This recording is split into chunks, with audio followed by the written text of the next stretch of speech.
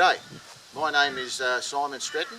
I own Durong Dingo Sanctuary, which is basically situated in a forest in between Kingaroy and Chinchilla. I've been very fortunate to have the Queensland Government of Biosecurity to allow me to have this sanctuary, which is very unique in Queensland. I guess a lot of people think the dingo is a dog. Does everyone think that? No one's got any voices. Yeah. Okay, well, if you think the dingo is a dog, is an emu an ostrich? Is a wallaby a kangaroo? Is a zebra a horse? Well, a dingo's not a dog.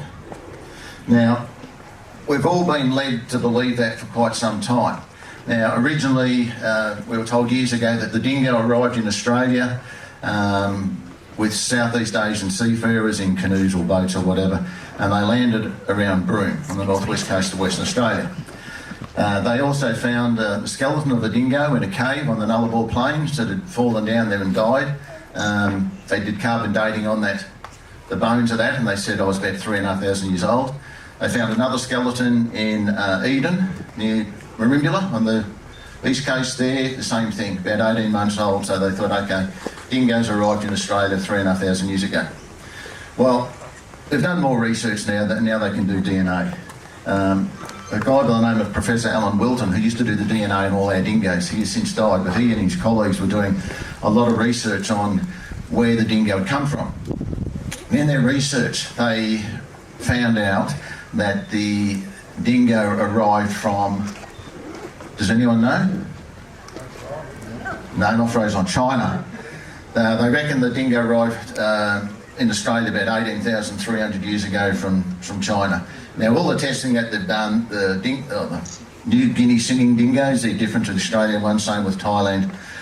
But having said that, there's some people have found some rock art in the Kimberleys. You can only get there by helicopter.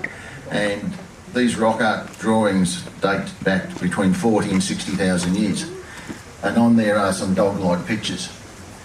So having said that, if anyone understands when we had the Ice Age, that began about 26,000 years ago, stopped about 12,000 years ago. So if you realise over the Ice Age, all the water levels around here would have been probably about 200 metres lower.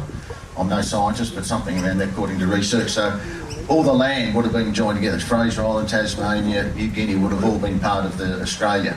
So having that in mind, other people are now saying that, well, the koala, kangaroos, the emu, platypus, they're all unique to Australia, aren't they? So maybe the dingo is unique to Australia too. Instead of the dingo coming from China, maybe it went from Australia and spread out before the Ice Age or what after. Anyway, we weren't there, we don't really know, but what I'd like to say is that the dingo is not a dog. Scientists have now turned around and said the dingo is a unique species of its own. It's called Canis dingo. Even on our permits that Ray and I have, we have to get special permission to come out here today from Biosecurity. Our permits say Canis familiaris dingo, which means it's a domestic dog. Well, it's not true. Even the Federal Minister, Greg Hunt, Minister of Environment in Canberra, has turned around and said it's now a Canis dingo. So if you sort of think, well, if the wolf was the original canine, then after that the dingo was created, then everything under that, they're all domestic dogs. They're all hybrids, designer dogs or whatever. They're not a pure animal. So the wolf and the dingo are pure animals. So having that in mind, I think we need to appreciate that these dingoes have evolved for thousands and thousands of years in Australia. They're not just a dog. Their instinct, everything is evolved through surviving in Australia. I mean, we are the biggest, driest continent in the world.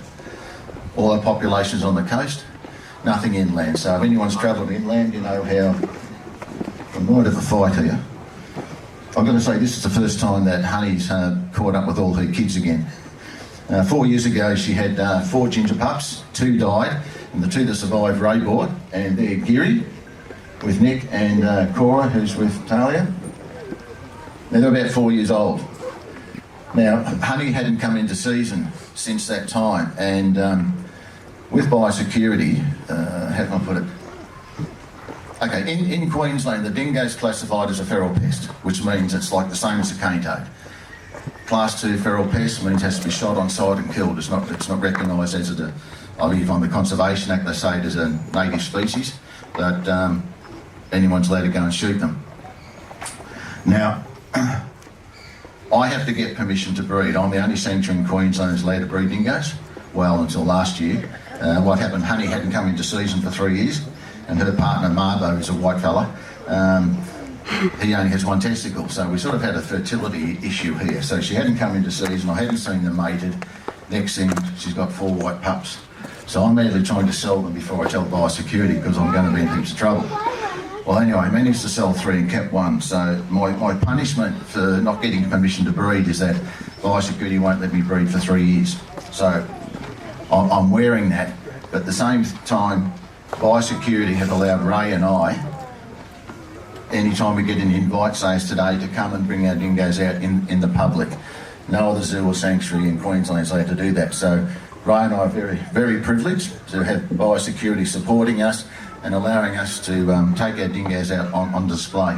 Because you've got to bear in mind, they're classified as a feral pest and have to be shot.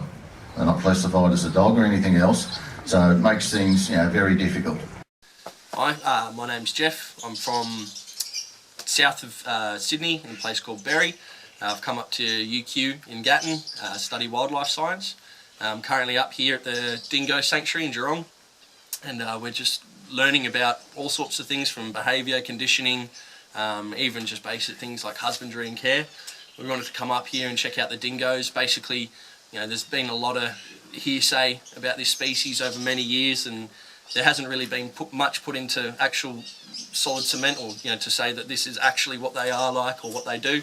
So it's good to come up here and find out for yourself and actually see the behaviour of these animals as close to a wild animal as you're going to get anywhere. And you realise what Simon's trying to achieve? Yeah, definitely. Has he spoken to you about that? Yeah, so... Tell us a bit about that. So it's a bit more... we're looking for sustainability of the species, essentially, and we're trying to educate people about their role and ecological importance in the system that we have currently. And there's a lot of different sort of stuff coming out across the country that's either pro or a negative against dingoes, but we find that a lot of the stuff that's coming out negative is generally it's kind of forced, or how would you say, it's sort of like, sorry? The media. Well, no, it's yeah, okay, media is going to have a big hand in it, but a lot of the time, it's either over-exaggerated or you're forcing an animal into a situation where of course it's going to react the same. You put any animal in a situation like that, it's going to act the same.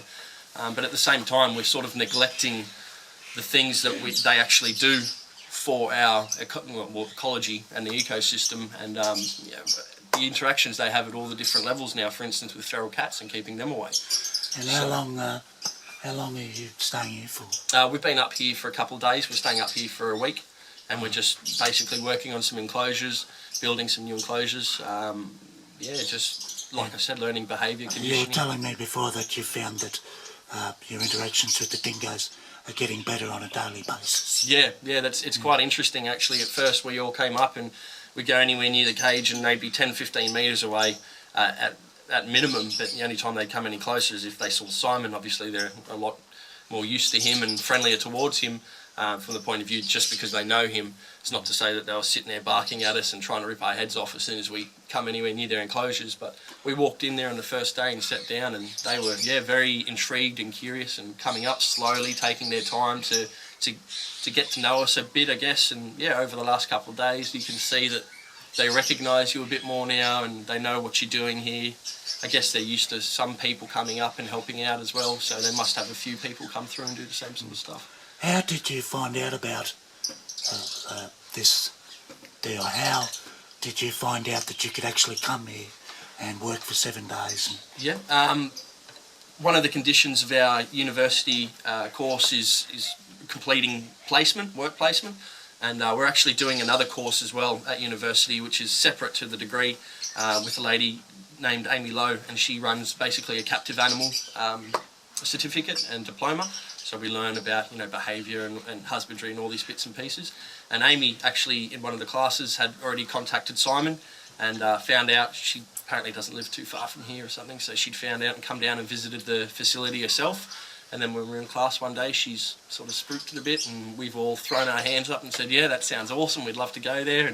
And prior to that, there was another guy that came out here from the same course but a different year, and he'd already spent some time with Simon and given it a great rap, and I guess that just made us want to come up here even more. So do you agree with that guy?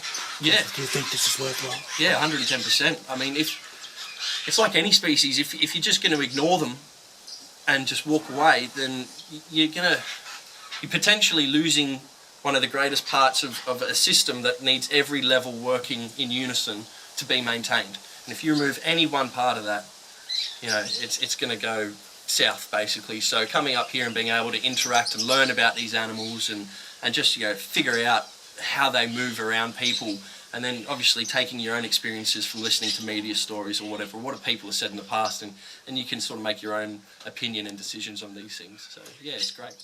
Thank you very much. Wicked.